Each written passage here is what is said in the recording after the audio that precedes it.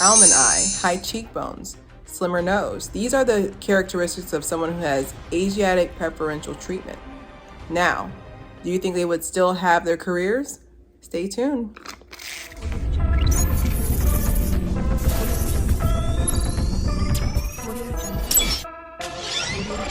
All right, welcome back to another episode of Claire Haire. We are doing our DSM, disorders of social media, as well, and media as well too. So today we're going to be discussing Asiatic features, I think preferential treatment. Okay, so basically this is when someone who is African American descent is pushed to the forefront because of them having these features. I have examples like Tyson Beckford, Storm Reid, and then I also have Anok Yai as well as an example. And then of course I included Nicki Minaj and Tiger Woods, but they also have like, descent of Asians. But we're gonna go with first things first. Before you guys sit here and try to cancel me, like, they don't have Asiatic features. They have, I think they called it's a new one. It's called African big cat eye shape. So basically like when you have, a smaller fold over your almond shape, like basically the tear duct that has a more of a fold, like almost like a monolid. Basically they're saying that they're calling it African cat eye. Okay, girl, I don't know. So we're gonna go into Tyson Beckford. And first things first, he's a legend. I really want to just post pictures of him for the rest of the video, and then you guys can just listen to like whatever classical music I put on. But he's literally a work of art. Like, he's so talented, but let's not forget why they gave him a chance. At the end of the day, before I go into my points, at the end of the day, if Tyson Beckford did not have Asiatic features, okay? If he did not have Asiatic features, of course, he had a wider lip, a bigger nose, but if he did not have Asiatic features, Asiatic balance in his face, I can tell you this right now, they would not have given him the career he wanted. I know a lot of people were saying, oh, well, they pushed him to the forefront because of his physique. All male models look like him. Like I told y'all when I was in my not late 20s. I would say like when I was in my late teens, early 20s, like I only dated male models. They are drama. They're a little sassy with it. Not for what you think. I'm just saying, like, they're more like, well, what am I gonna wear to dinner? What? Like, it's a no for me. But they all have six packs. Like they eat clean and they're obsessed with their bodies because like in the modeling industry, you have to be obsessed with your body. It's your income. But they said that he also had Jamaican Chinese descent, which, like I said, with me being Caribbean, I'm Haitian as well, so I can understand because I know a lot of Jamaican Chinese people. I just really I can name like three. Like I know a lot of Jamaican Chinese is very common for that mixture over there, but I do feel like he was pushed to the forefront. Like whenever I see all the other male models of the 90s, I was just like, no one was able to come through, persevere like Tyson Beckford. Like I don't remember ever seeing any, I can't even name any other male models in general, honestly. Like I'm trying to, I can't I can't even name like three male models from the night. Now, of course, newer ones like Lucky Day and not Lucky Day, the one who he has blue eyes, Lucky Blue or something. I don't know. Like, and then I think two other models, Wisdom. Everybody loves Wisdom from TikTok, the legend. But like, I can't really name a lot of male models today too. But like Tyson Beckford was it. Like he was the it boy. Like they showed like previous videos, in the Beth Ann Hardison, because he was signed under her model management. I remember those videos as well. Like they showed like everybody's going crazy for him. I was like, I feel like they were going crazy for him because he's good looking. But I'm not gonna lie and tell you that was part of his appeal. He was considered what they call exotic, which I hate that word because exotic, I think of exotic birds. I think of bird's paradise. I want to pull this up so I'm not naked.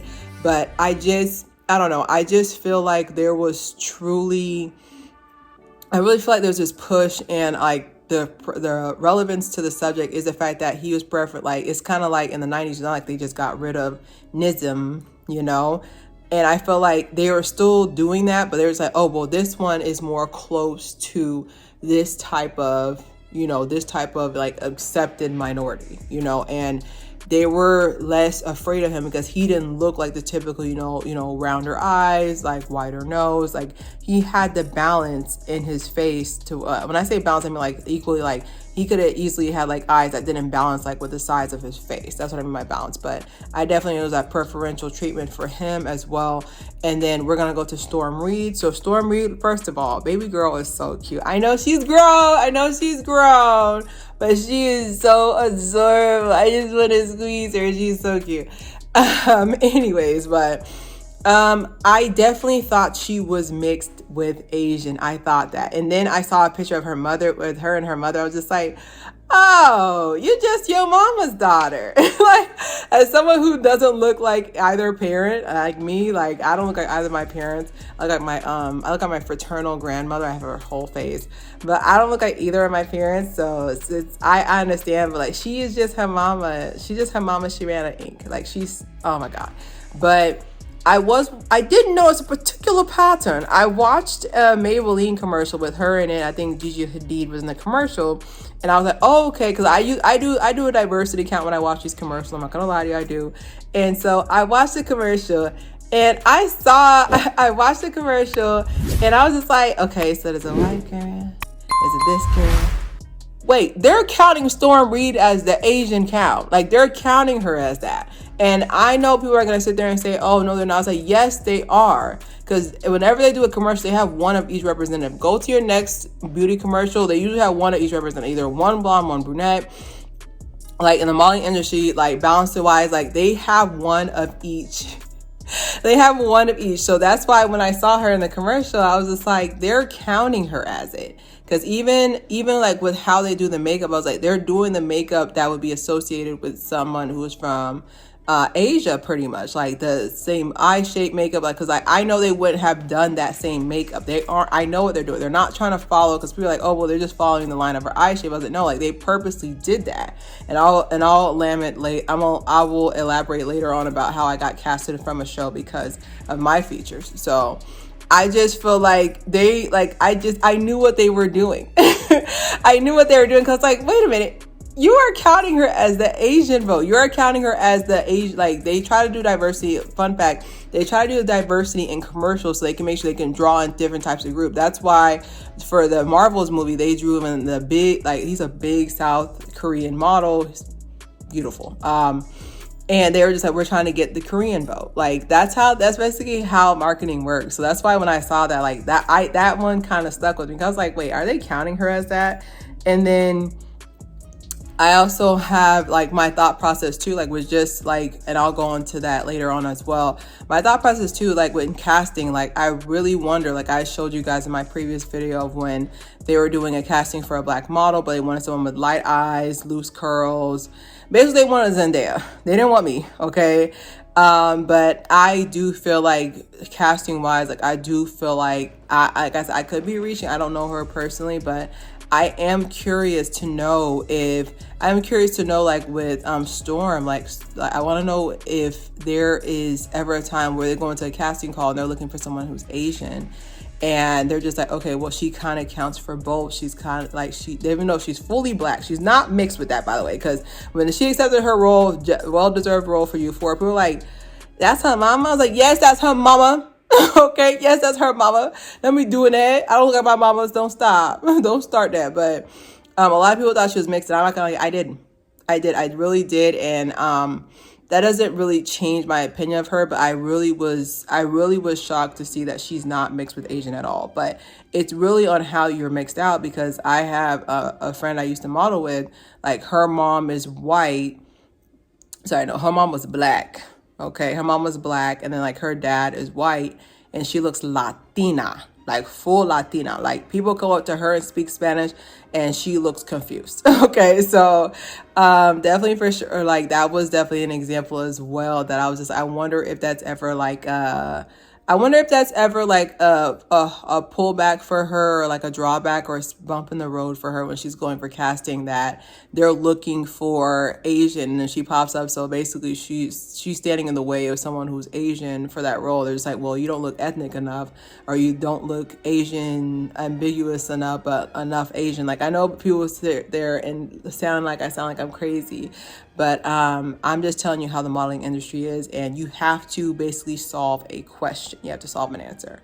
And then I have Anok Yai as well. And like I said, like I noticed her bone structure is just stunning, but she's another one that I can definitely say, like, even with her being like with her darker hue, I definitely feel like Anok Yai is another person that I would say is another person I would say that is definitely someone that gets pushed to the forefront because of her bone structure and her eyes. Now, of course, you know, she's gorgeous. She's also 5'11", slim. Like, I think we should cast her. Like, it was a no-brainer, but I do feel like she pushed to the front because of her eye shape, because of her features. And a lot of people are just like, oh, well, you know, with modeling, like face card is like they don't play about face card, which is true because I've gone to modeling rehearsals and they have a wet wipe for you at the door and a measurement at the door. Take your shoes off. They want to know if you're tall or not. But I can definitely say like her having like more African cat eye. I'm gonna start calling it African cat eye. I definitely think that has pushed her to the front. It's definitely given her more opportunities than someone who is dark skinned and someone who's dark skinned, and it's also, I don't know, like I feel like it's definitely an advantage, like I said, with the preferential treatment of how you're treated as well, and it's also how you're viewed. And so I'm gonna go into my personal experience. So this is when I want to say I want to say I was 20. I don't know. I'm trying to think. I want to say I was in my 20s. I don't know. But I was in my 20s and I remember I got casted. And I did not know I wouldn't say casted because it was for a magazine for St. Pete, Florida. But I got booked for the job and I was like, oh my God, they're going to take me. Because like I said, like I'm not thick, but I'm not model skinny, if that makes any sense. Like I look tiny up here, but I got the yams, as the young kids would say. So it's kind of hard to dress me, you know, like size 4, size 10. Like it's kind of hard to dress me. So I was really nervous to get the role. They gave me the role. And I remember when they casting people, like I asked them, I was like, dang, like how many people did I beat out or da-da-da? And he was like, it was a no-brainer once we saw your eye shape. We can do different things and like make you look a certain type of appeal, look a certain type of way, so we can appeal to a bigger audience. Basically, that's long term for that's a long way of saying basically you're not regular Black, you're different Black. So, which I think I don't see it, but I just like, it's just the fact that like he told me out front, he was like, well, you know, we pushed you to the front like immediately because we know we're not just showing like a regular Black person. So that rolls into my point of Afrocentric features. Like I feel like if you have Afrocentric features, like you're treated completely different. Like completely different, like full on Afrocentric features. Like I see how they treat Leslie Jones. I see how they treat, she's from Orange is the New Black's Crazy Eyes or something, but I see how they treat them. They treat them completely, if you have Afrocentric features, they treat you completely different. Like full on Afrocentric features, like it's rare for you to be able to even push the industry. Like when you sit there and look, like it's either they're going to make sure that you're like an exotic shade of brown, but you just can't come in there and be regular. Like I feel like that pressure, like self-esteem wise, really draws you back. I also have the point of the self-doubt is that like, am I talented or were my parents talented with their genetics? Like, I feel like I feel like that also comes into play as well, because it's just scary to know that like you were only in this position because you appeal to a certain audience because you look a certain type of way. Now, mind you, you know, there are certain narratives about Black people that, Black people's skin type, that it doesn't matter how you look. You feel me? It doesn't matter how you look. You're still going to be considered a brown cup of coffee. But it's just the fact that like they're more likely to, I wouldn't say help you, but they're more likely to appeal towards you if you look a particular certain way. And I really want to put that there today. I think it's a very, like, please add this to your vocabulary. AFPT, Asiatic feature preferential treatment. Definitely add it to there. And I can definitely say like, as someone who, I wouldn't say I have it all the way, but I can definitely, I notice a difference in how I'm treated versus someone who has full on Afrocentric features, even with hair texture. Like I see it. Like there's no, oh my God, I knew that was happening. Like there's no ignorance over here. I see it. But if you agree or if you disagree, if you feel like I'm reaching, definitely don't forget to subscribe, share. We'll talk about it there. Claire here.